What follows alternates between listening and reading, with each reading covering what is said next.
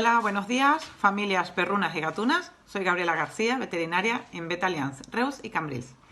Hoy vamos a hablar, como ya les dije en otras oportunidades, sobre algún caso que nos haya tocado esta semana o estos días que me parezca interesante. Lo primero que vamos a hablar hoy es sobre las glándulas anales. No sé si alguno o alguna ha escuchado hablar alguna vez de esta parte del cuerpo de nuestras mascotas.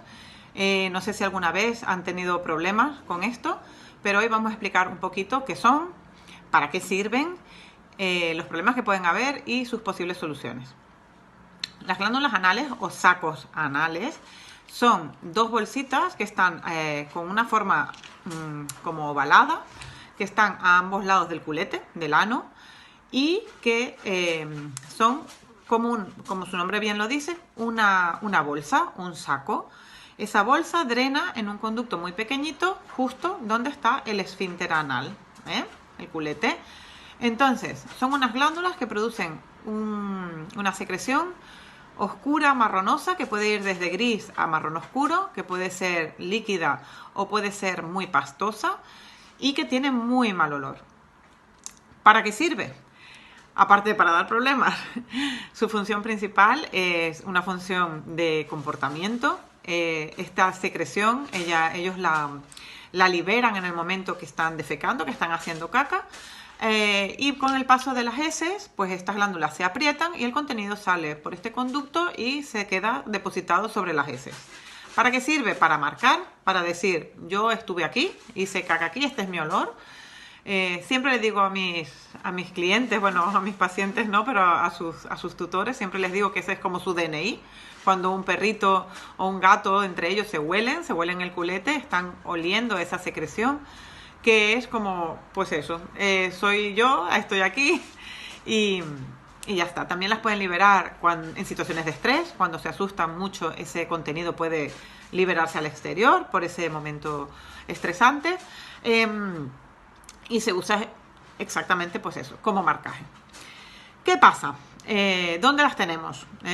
Ya lo he dicho, a ambos lados del culete hacen forma de pera y quedarían como así, entre las 4 y las 7 de la tarde del reloj. Nos encontramos esas glándulas anales. Entonces, esas glándulas pueden enfermarse como cualquier parte del cuerpo de cualquier ser vivo. El primer problema que podemos tener con esos sacos anales, y es de los más frecuentes, es la impactación. Con impactación nos referimos a que un contenido que es líquido o pastoso puede volverse sólido o casi sólido. ¿Qué pasa? Que esas bolsitas drenan en un conducto muy pequeño, que casi que es imperceptible a la vista. Si os fijáis muy bien, puede ser que notéis una pequeña depresión en ese esfínter anal, pero no os preocupéis si no la encontráis, porque es realmente un conducto muy pequeño. ¿Qué pasa? Que por ese conducto tan pequeño está diseñado para que pase un contenido de una textura determinada.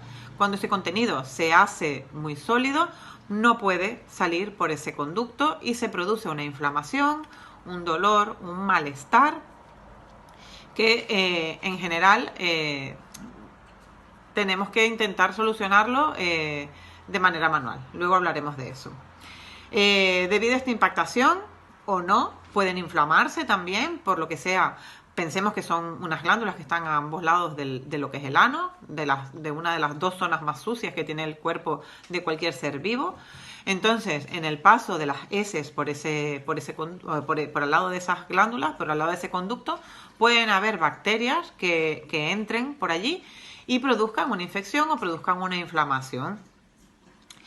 Después, esa inflamación, esa impactación, esa inflamación puede derivar en un absceso. Entonces, ¿qué pasa normalmente? Que la gente nos dice, mi perrito, mi gatito sangra por el culete. Tiene algo en el culete que sangra.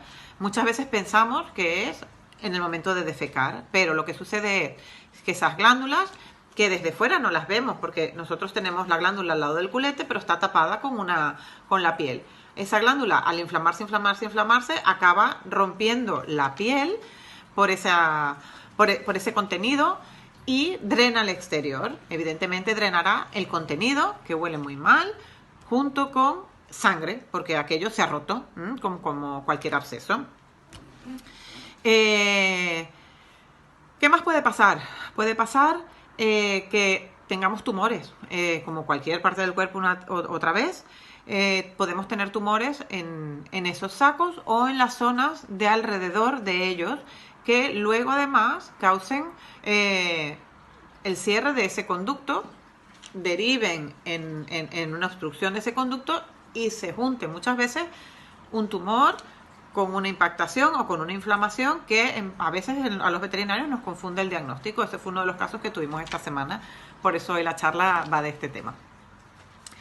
Por último, hay que decir que animales que son alérgicos, que son atópicos o que tienen intolerancias alimentarias o alergias alimentarias, pueden tener más incidencia, o sea, con más frecuencia problemas de los sacos anales, entre otras cosas, porque pasa lo mismo. El animal come una cosa que le da una reacción, puede ser local en la boca, tanto cuando entra al comer como al defecar. Ese contenido que pasa por allí y al salir tiene unos alérgenos que puede producir una inflamación de esa zona y que ese conducto se obstruya, el contenido se quede dentro, se impacte, se inflame y produzca una fístula. Por eso en animales alérgicos puede ser que haya una mayor frecuencia de problemas de las glándulas o de los sacos anales. ¿Qué vamos a ver si mi perro o mi gato tiene un problema de saculitis anal o de impactación de esas glándulas?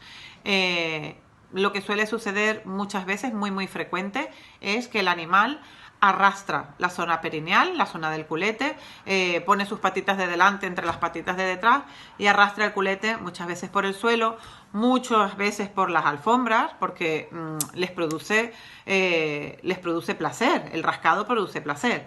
Entonces, me duele, me pica, me rasco, ¿cómo me puedo rascar? O bien un lamido excesivo de la zona, que ese es otro síntoma, o arrastrar esa zona perineal. Muchas veces no se sientan normalmente, sino que intentan colocarse de lado, porque pobrecitos, les duele. Muchas veces, casi siempre es de un solo lado, unilateral, por lo tanto evitan colocar su culete del lado que les duele en el suelo, como es normal.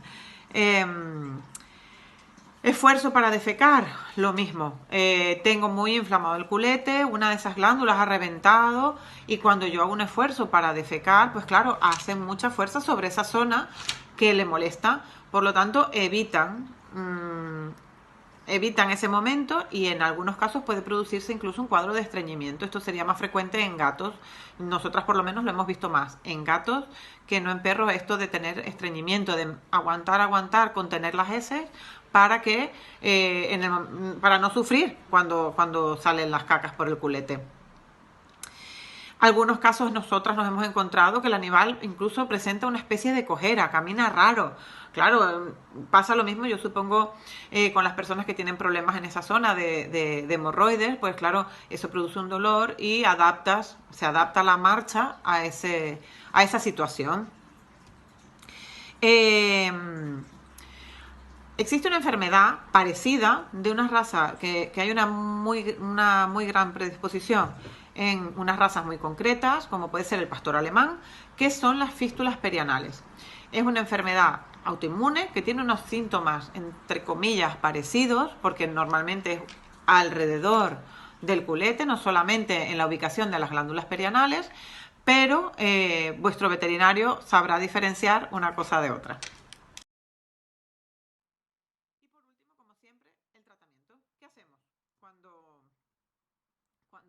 Cuando mi perro o mi gato tiene este problema, noto que la zona perianal está húmeda, que se lo lame mucho, que arrastra mucho el culete, he visto sangre, todas estas cosas que hemos visto, pues necesitamos ir al veterinario. Es un trastorno que es muy doloroso, muy molesto, se complica fácilmente con una infección, por lo que hablamos, está en una zona muy sucia del cuerpo, por lo tanto hay que tomar cartas en el asunto cuanto antes.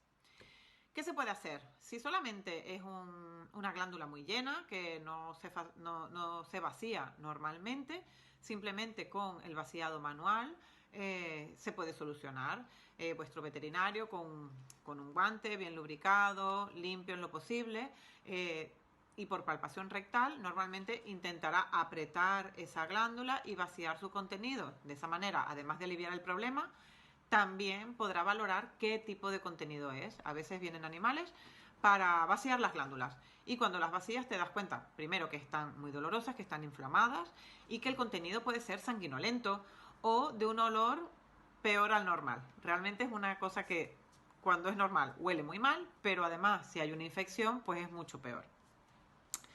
La irrigación, ¿qué quiere decir? A veces intentamos vaciar ese contenido, es muy espeso o el animal tiene mucha molestia, mucho dolor o está muy inflamada la zona del ano y no lo podemos vaciar. Entonces este animal necesita una sedación más o menos profunda en función de la respuesta de este animal, porque a veces es tan doloroso que necesitas hacer casi una anestesia general para poder introducir por ese orificio, por ese conducto, una cánula y hacer lavados con suero fisiológico hasta que ese contenido se disuelva, se haga más líquido y pueda salir por ese conducto. Además nos servirá para desobstruirlo en el caso de que esté parcialmente obstruido y para limpiar todo eso que se puede haber quedado allí. A veces por la inflamación se quedan materiales de desecho de la misma situación inflamatoria que obstruyen y agravan el problema. A través de esa cánula también podemos poner tratamiento antiinflamatorios, corticoides, antibióticos en función de la valoración normalmente de alguna prueba de citología y en algunos casos puede ser necesario un cultivo microbiológico si vemos que esa infección es muy grave.